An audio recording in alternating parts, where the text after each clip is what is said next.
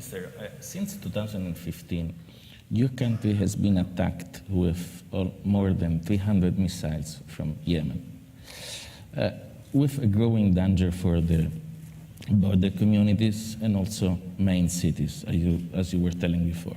What do you believe is the plan of the Houthi rebels and their allies? Do you believe they want to bring the war inside your kingdom? They want actually to invade Saudi Arabia? Or is just their aim is to humiliate your country or to change the balance in the region? They can't humiliate our country, and they can't change the balance in the region, and they can't wage war against us. They can use terror by hitting villages, by launching ballistic missiles at our territory. But what they've done is tried to take over the country of Yemen. The Houthis are 50,000 people in a country of 28 million.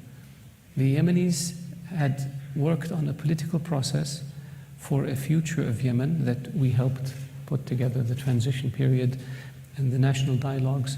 They agreed on what Yemen's future should look like, a federal state, how many states, what kind of government, and then they began to write or draft a constitution, and the Houthis struck. They invaded Sa'da, went from Sa'da to Umran and captured Sana'a, the capital city, took over the government. Now we have a radical militia allied with Iran and Hezbollah, in control of a country, in control of an air force, and in control of ballistic missiles. It's unprecedented, I think, in the history of the world. And they tried to impose their will on Yemen.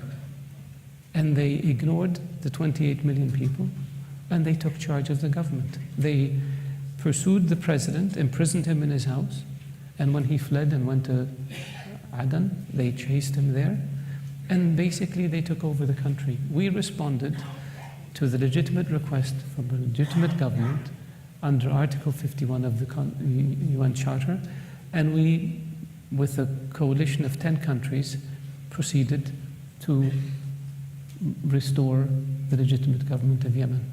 This is what it's about. We didn't start this, we didn't want this. The Houthis started this, and the Houthis cannot be allowed to take over a country. We have had a political process that we support, driven by the United Nations. We have had more than 70 understandings. Every single one of them, the Houthis reneged on. And so we continue to pursue the political process, and we continue to pursue the military process, and we hope that eventually the Houthis will realize that this is not winnable, and that they will make peace. They are Yemeni citizens. They have every right to participate in the political process, but they can't control the country. Not if you're 50,000 and the country is 28 million. That's ridiculous. And so this is where we are. We are very concerned about the humanitarian situation in Yemen. We have been by far the largest donor of humanitarian assistance to Yemen. We have set aside more than $10 billion for the reconstruction of Yemen. We believe that with other friendly countries we can double that number. But we need the fighting to stop.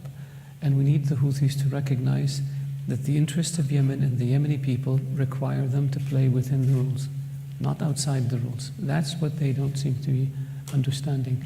We are looking at ways of enhancing the flow of humanitarian assistance into Yemeni ports and airports, and we're looking at mechanisms for being able to enhance the inspections while at the same time easing the flow of assistance. And I think we have begun to take steps in this direction, and in the coming days and few weeks we will make more announcements in this area.